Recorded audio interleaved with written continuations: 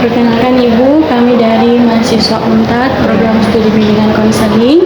Saat ini ada tugas turun lapangan mau mewawancarai Ibu. Perkenalkan sebelumnya saya Sofia Maurendolina. Nama saya Sofania. Saya Nilwa Yasinta.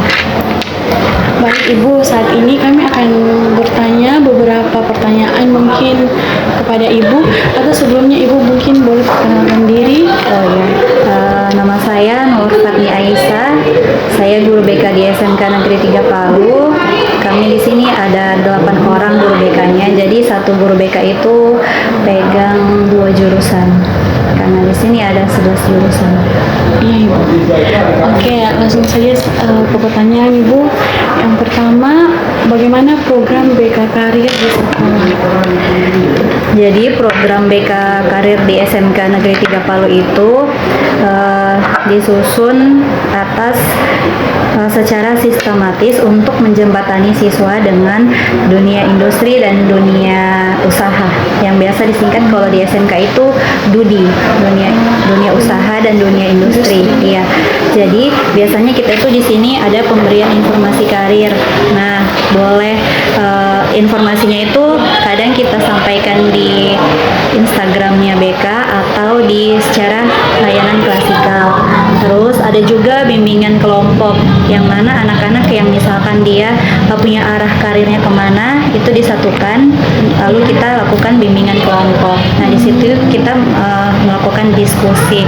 Terus juga ada penelusuran minat karir, yang mana penelusurannya ini kita menyesuaikan dengan LKPD, yaitu angket kebutuhan peserta didik, dan juga kita punya aplikasi kemarin itu dari tim IBKS Sulteng itu dari anak cabangnya Apkin. Jadi Apkin kan ada punya divisi untuk guru-guru BK itu kan ada IBKS. Nah, di situ juga kita punya website untuk memasukkan data-datanya mereka dan juga angket-angketnya mereka. Jadi dari situ ada juga hasil dari kebutuhannya mereka apa saja. Itu sudah terbagi, ada juga karirnya. Terus juga ada pelatihan persiapan kerja, misalkan kita kayak simulasi pembuatan CV seperti itu ya. Ya. Selanjutnya Ibu, bagaimana tujuan program BK Karir yang ada di sekolah SMA Negeri 3 Palu? SMK. Iya.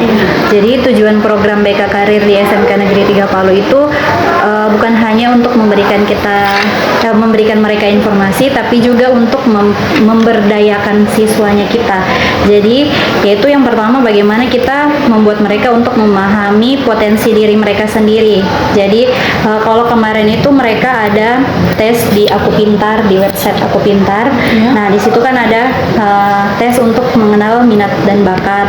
Terus ada juga kalau di kelas 1 itu mereka tes minat bakat. Terus nanti seterusnya itu di pertemuan keberapa lagi nanti ada kan tes di Aku Pintar juga, itu tentang penjurusan. Jadi mereka nanti tes itu juga di penjurusan. Nah, seperti itu.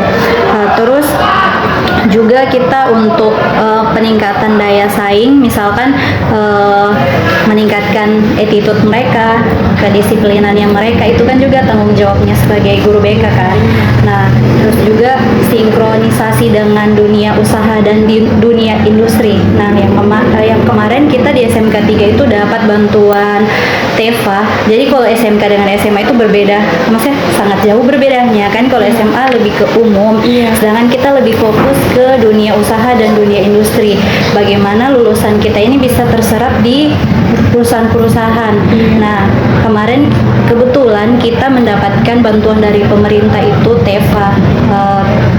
Lupa lagi TEFA itu apa. Pokoknya itu kayak untuk peningkatan skillnya anak SMK. Nah, kemarin itu BK juga dimasukkan ke dalam tim TEFA itu. Nah, di situ juga ada BK Karir.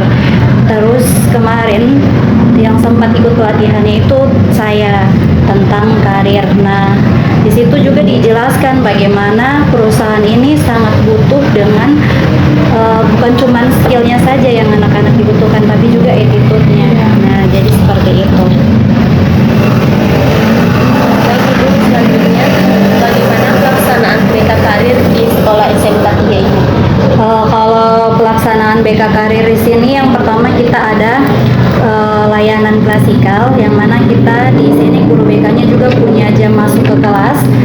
tapi seperti itu masuknya kayak 1 minggu cuman 1 bulan itu cuma 2 kali pertemuan ya. Terus di situ kita memberikan materi tentang perencanaan karir, pokoknya tentang apapun yang dibahas tentang karir kita masuknya ke klasikal. Nah dari klasikal kita bisa buat tindak lanjutnya, misalkan dari klasikal tadi ada anak-anak yang memang butuh konseling kayak ibu saya belum terlalu mengerti, ibu saya mau ini mau lanjut ke sini tapi saya bingung, saya mau kuliah saya bingung, saya mau kerja di sini tapi saya bingung. Nah itu tindak lanjutnya kita bawa ke konseling individu.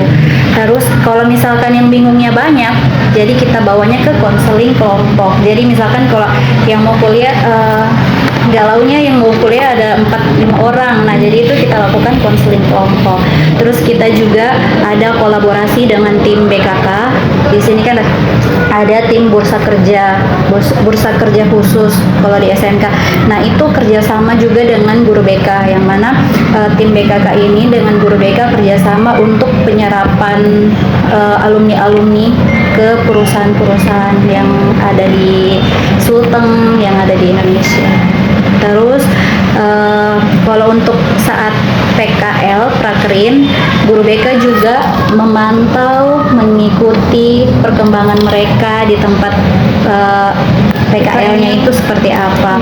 Dan misalkan kalau ada kesalahan-kesalahan atau ada yang ganjal dari mereka saat Prakerin, itu juga BK ikut maksudnya ikut konseling mereka. Jadi walaupun mereka sudah turun ke kantor, tapi kita tetap bekerjanya maksudnya kalau misalkan mereka ada masalah di kantor, mereka boleh ke sini untuk konseling dengan guru BK. Kemudian bagaimana sarana pelaksanaan BK Karir di sekolah?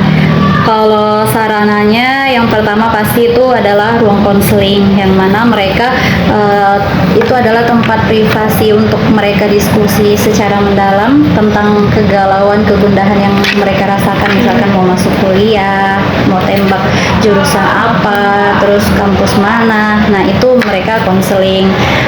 Terus ada juga media sosial seperti yang tadi saya bilang Instagramnya.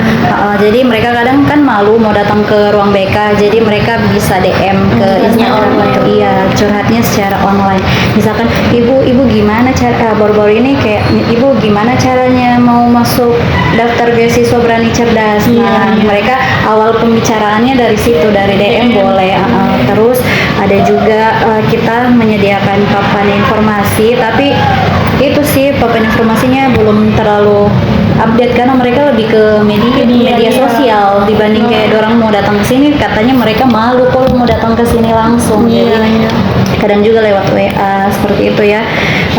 Terus kita juga ada instrumen mengukur minat bakatnya mereka yang tadi saya bilang, ada Aku Pintar. Terus ada juga dia link tapi dia berbayar, cuman karena kita kemarin sudah ikut pelatihan itu yang dari Teva, jadi anak-anak kita boleh memakai link itu tanpa bayar. Jadi di situ ada kayak tes kepribadian, tes segalanya sampai ke karir, sampai ke penjurusan. Terus ada juga aula di samping ruang BK, itu biasanya kita pakai seminar-seminar untuk sesi seminar karir atau kunjungan dari industri seperti itu. Selanjutnya bagaimana BK Karir dengan sistem paket di sekolah? Sistem paket seperti apa nih? Mungkin ada dari sekolah menyediakan atau membuat sistem paket BK Karir. Ya. Iya.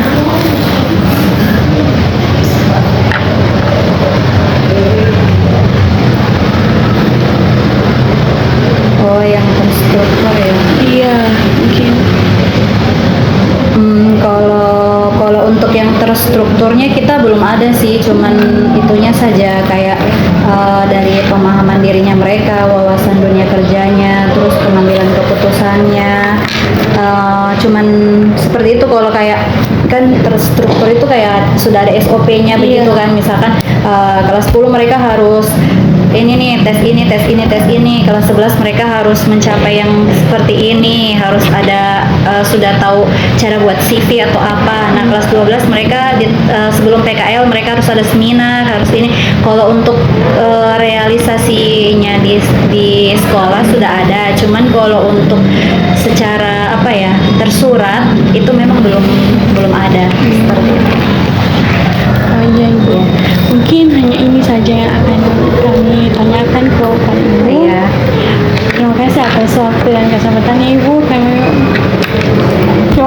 Kami mau pamit. Iya. Terima kasih. Iya, sama-sama. Semoga bermanfaat.